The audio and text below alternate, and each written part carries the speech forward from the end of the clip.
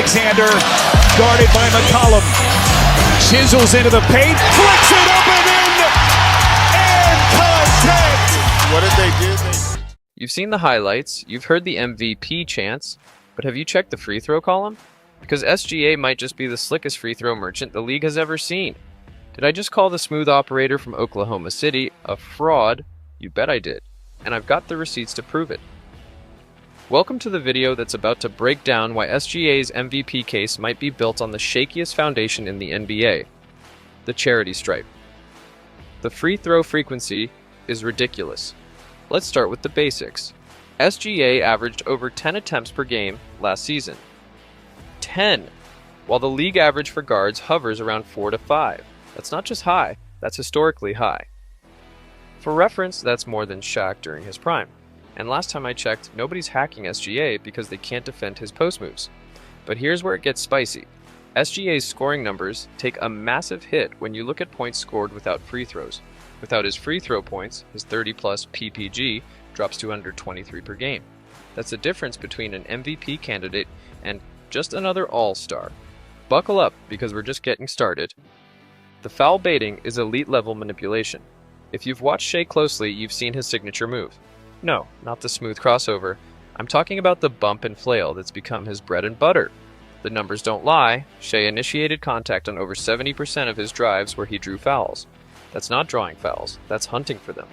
While Giannis and LeBron are bulldozing through contact, Shea is playing a different game entirely. Think that's impressive? Just wait until you see how he compares to other MVP candidates when the whistle goes quiet. The playoff whistle disappears. When the games matter most, something magical happens. Referees swallow their whistles.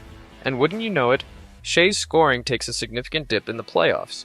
During Oklahoma City's playoff run, his free throw attempts dropped by nearly 30%, and suddenly the unstoppable scoring machine looked stoppable. In games where Shea got fewer than 7 free throw attempts, his efficiency plummeted to below league average. Below league average.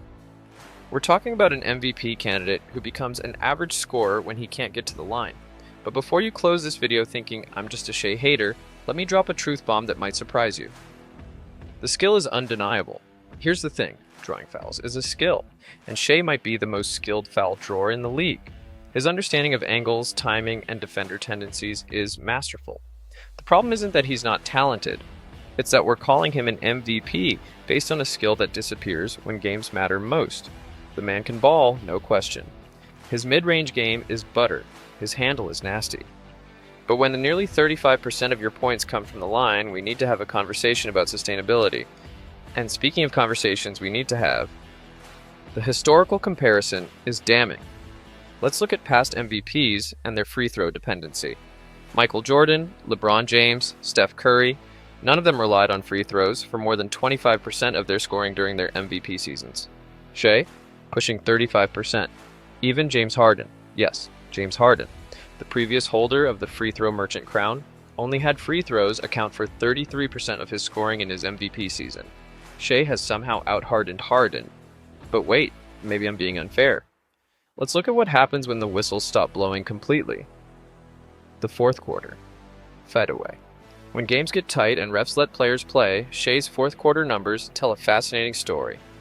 In clutch time situations where fewer fouls are called, Shea's efficiency drops from elite to merely good.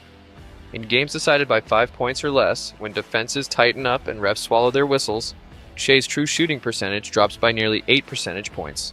That's the difference between Kevin Durant and, well, an average starting guard. You think that's eye-opening? Just wait until you see the home-away split that nobody's talking about. The home cooking is real. At home, Shea averages nearly 2 more free throw attempts per game than on the road. 2! That's not a coincidence, that's a pattern.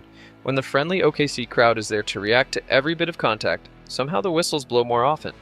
What a shocking coincidence. I'm not saying the refs are biased, but actually that's exactly what I'm saying. But you know what's even more shocking? The international factor nobody's discussing. The international bias. Shea is Canadian. And look, I love Canada. Great healthcare, friendly people, excellent maple syrup. But there's an interesting trend of international players getting favorable whistle treatment as the NBA expands globally. The league wants to promote its global stars, and what better way than making sure they get to the line? Shea's free throw rate is 25% higher than comparable American guards with similar driving frequencies. Coincidence? I think not. Need more proof this free throw dependency is problematic? Let's examine what happens when defenses adjust. The defensive adjustment factor. When teams specifically game plan to avoid fouling Shea, his scoring output decreases dramatically. In games where he shot fewer than 6 free throws, OKC went 9-7 last season, barely above 500. That's a winning percentage that would put them in the play-in tournament, not competing for a top seed. Without the whistle, Shea goes from leading a contender to leading a borderline playoff team. But I've saved the most damning evidence for last, the MVP metric manipulation. The advanced metrics that supposedly support Shea's MVP case are heavily influenced by, you guessed it, free throws. His PER, win shares, and VORP all receive massive boosts from his free throw rate. When you adjust these metrics to normalize free throw rate to league average, Shea drops from top 3 in MVP calculations to barely top 10. That's not an MVP, that's a very good player gaming a flawed system. Look, Shea is incredible. His skill is undeniable, his development has been remarkable, and OKC is lucky to have him. But are we really going to hand an MVP trophy to a player whose success is so dependent on referee whistles? The next time you see those eye-popping scoring numbers, take a moment to check the free throw column.